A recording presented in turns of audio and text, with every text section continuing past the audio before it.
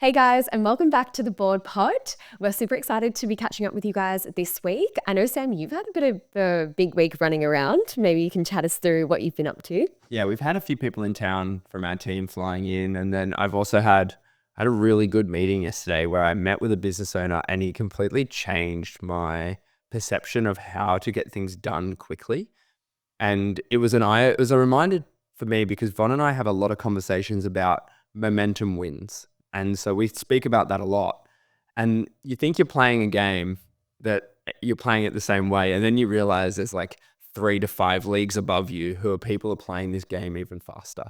And so I walked into this room and I was like, "Oh, when do you want to start?" And he's like, "All right, so if we agree now, we're gonna start this afternoon."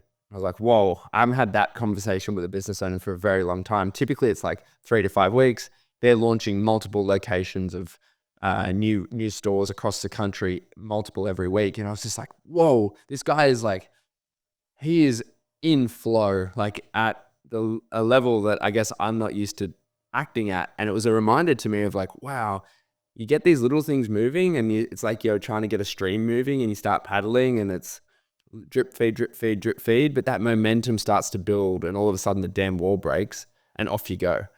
And so that meeting with that business owner was such a reminder to me of like momentum wins in business.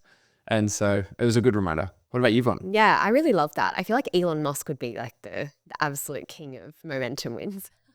Yeah, you Don't you put think? Elon at the top. He's like, momentum wins. He's like, I'm going from launching a rocket in wherever it is, then into the White House. Like that is the top level. But even in everyone's day to day, it's like, okay, the amount of time you give something is how long it's going to take you. And so you, Yeah, that's good. we saw that when Twitter or when Facebook launched Threads in like what, 4 weeks with 5 to 10 engineers rather than took them that years to launch anything previous to that. And so it's just that reminder of momentum wins. Huge. Yeah, I definitely think it's something that we'll continue to implement when we want to work on different projects or even encouraging with our team around like, okay, typically this might take us 3 weeks. What's the world that it could take us 3 business days? And not in terms of, pushing the boundaries of like what's actually in scope and what's possible, but maybe it's a good question as to like, how do we do things? Is there actually a quicker, faster, better way to approach things versus maybe a more elongated time frame that maybe is just busy work Yeah, the that more, doesn't get more I done? think about it, it's coming, and now just even talking about it now, it's about prioritization. It's like we're trying to do 10 things at once and then we do 10 of them half as good or like more less than half as good. And rather than just Yeah. doing one, getting it done and moving to the next thing and getting those wins on the board. Definitely. I think where you focus your energy, that's exactly where it goes. So being very mindful of what you do and not having 50 things at once. I think that's been a good learning for me last year. I thought like the more things, the better because it'll just make your life more busy and fun. Sure, busy, but not necessarily productive or actually being able to achieve like great things well. So it was a great lesson for us to continue to be mindful as to what we focus on. Focus on maybe 3 things, but then one thing at a time and then focus in on that one thing. And getting wins on the board, like early wins, Yeah. not waiting.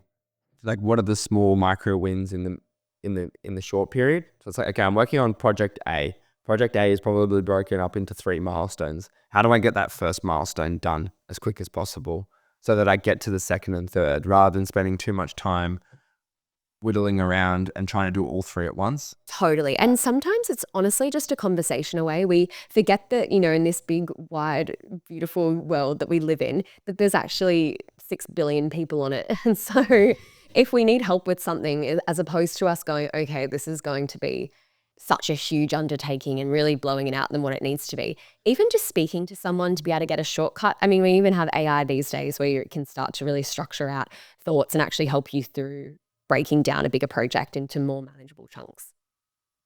And I think one of the other things that's kind of come together with this momentum wins idea and has become really apparent for me in the last probably month or so is where you and I focus our energy is where the needle moves in whether it's business or life. It's become really clear to me that it's not just, okay, I do one thing, like let's say I go to the gym once and then I get one gym class fitter than I was before I went. It's like I go to 10 gym classes and I get 1 unit of fitness better. And then the following week, I go to 2 classes and I get the incremental gains of the equivalent of the last 10 classes.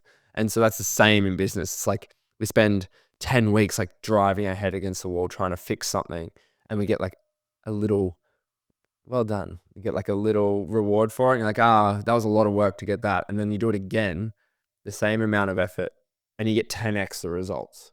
And it's not linear. And so we saw this with our co-working space. I remember Chris and I were chatting about the first $20 that we collected, and we wanted to print it out and frame it and be like, "Whoa, that was amazing." And then this month, yeah, well, it was a big moment.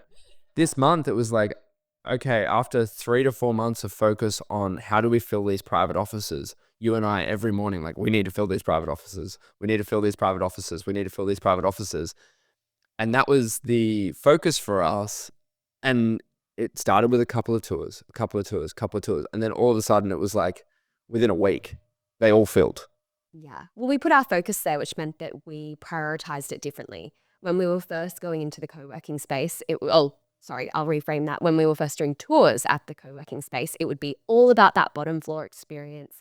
And then, oh, by the way, we do have a few of these private offices. It was very much the way that we had framed it was all about filling that bottom floor, because that was just something that I guess it has it's a very exciting bottom floor, like very, nicely done and built up. So we were like, that's the one that we want to push and fill.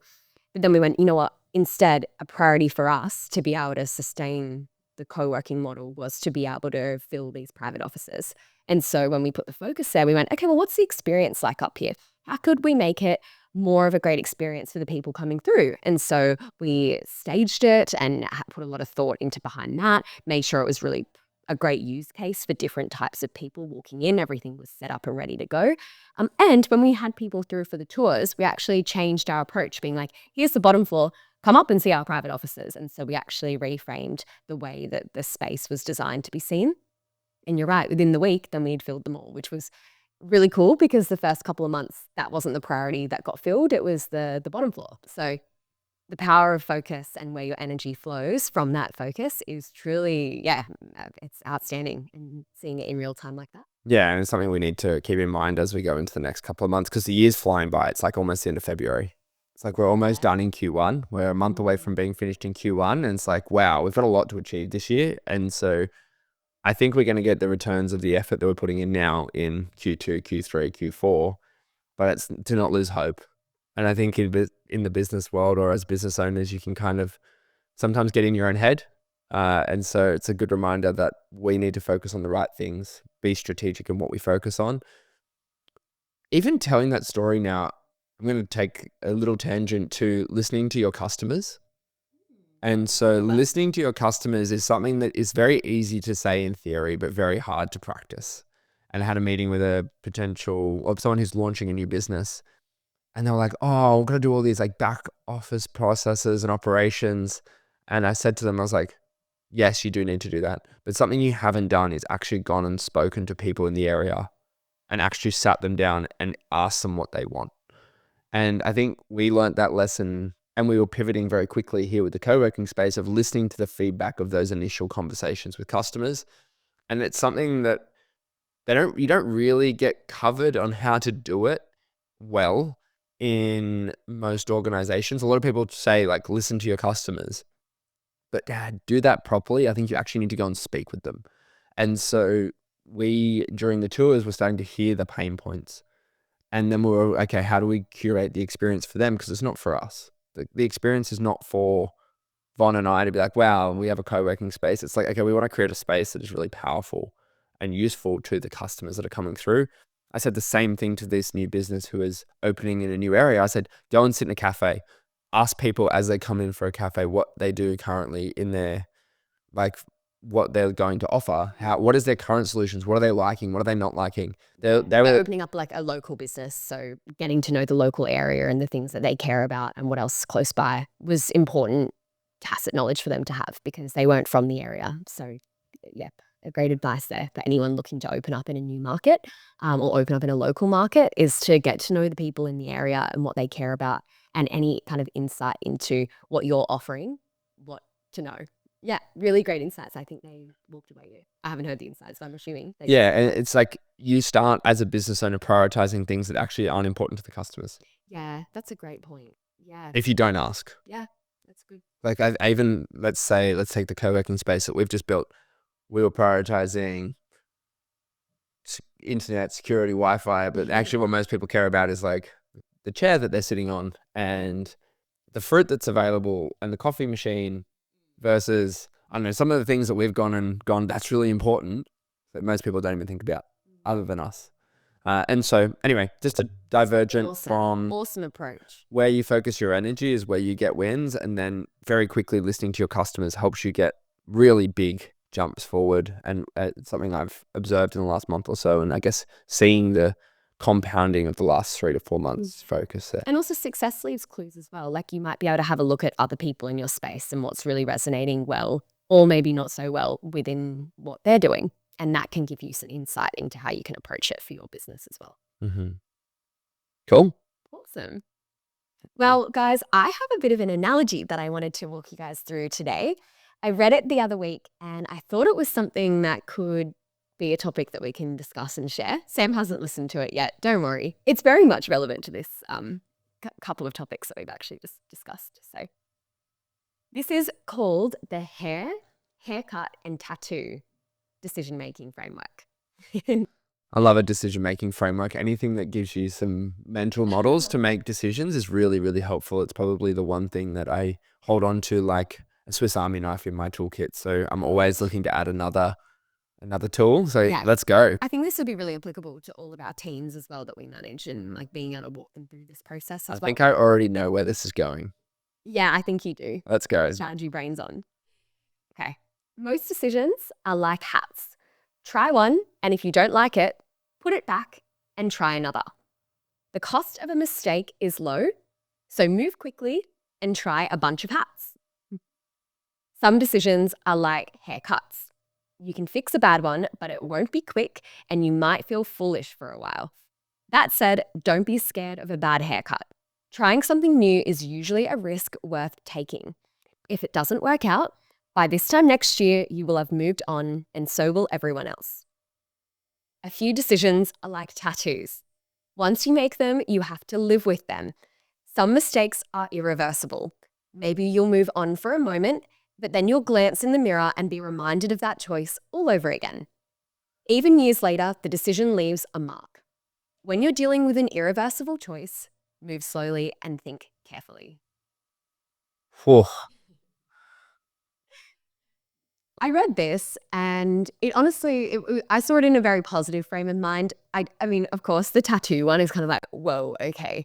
Some decisions will leave a mark, or at least a mark to some extent in different decisions that you do, but they can be also positively led, or if they're negative, you have your learnings, your takeaways, and then that drives you forward more positively.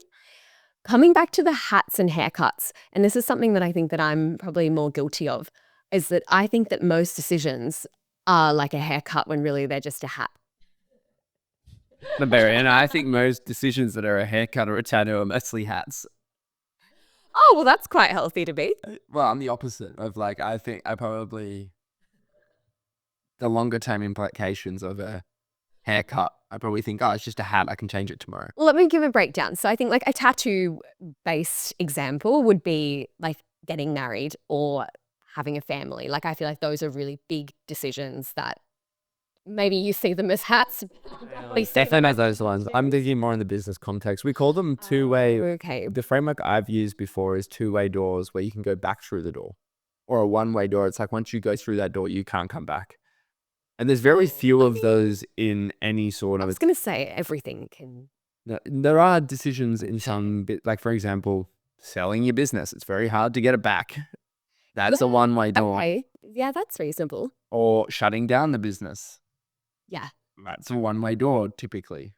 Yes, definitely. No, I hear you. Could still be in the category of a haircut though. Potentially, yeah. Yeah, because I think that, say, if you were to change cities or move house, like all those things I would establish more as haircuts Yeah. versus a tattoo moment. But I think it was really encouraging for the hat component that we can be really bold and experimental, and that we should be popping on a bunch of different hats all the time, and that the hat category is a really empowering place to be versus feeling like every decision that you do is almost like a haircut that could go either way and there's a lot of pressure. It's like, let's see it as a hat. You're in a hat store, you put something on, you take it off. Da, da, da, da, da. And I think that being able to make decisions and empowering different people to make decisions, knowing which category it's in, where the majority, if not nearly all, will actually be hats, is a really cool spot to be. I don't know, I found that an ability to not being afraid to be creative and letting things swap out, and you get learnings as well. So you can go, this hat rocks. Let's get more of these hats made.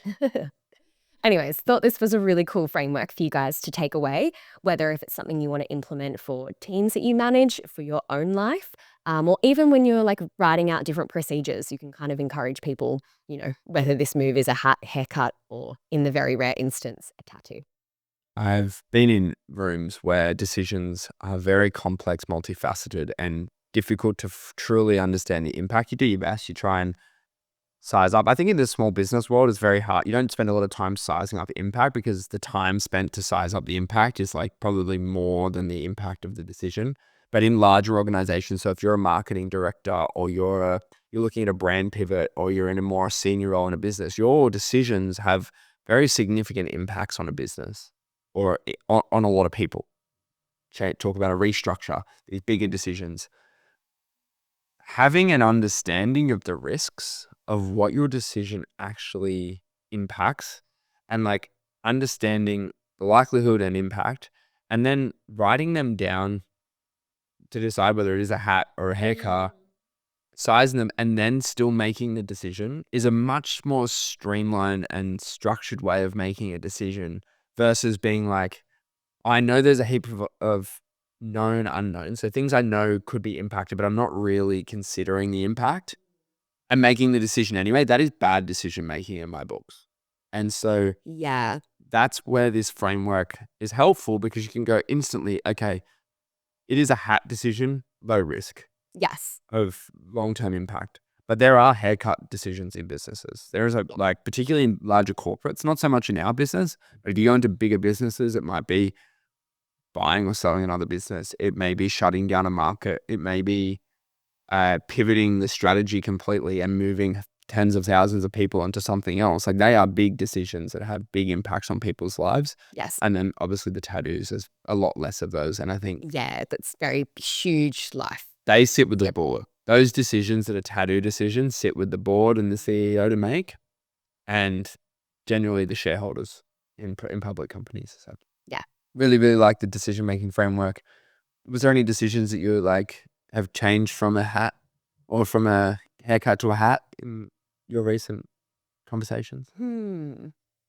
I think maybe even like in the producing content space, like sometimes I see like putting out a new idea as like a haircut versus a hat where you can just pivot and change. But look, honestly, I do go to the hat framework probably majority of the time, but there are moments where I'm like, this is a haircut and it's probably not.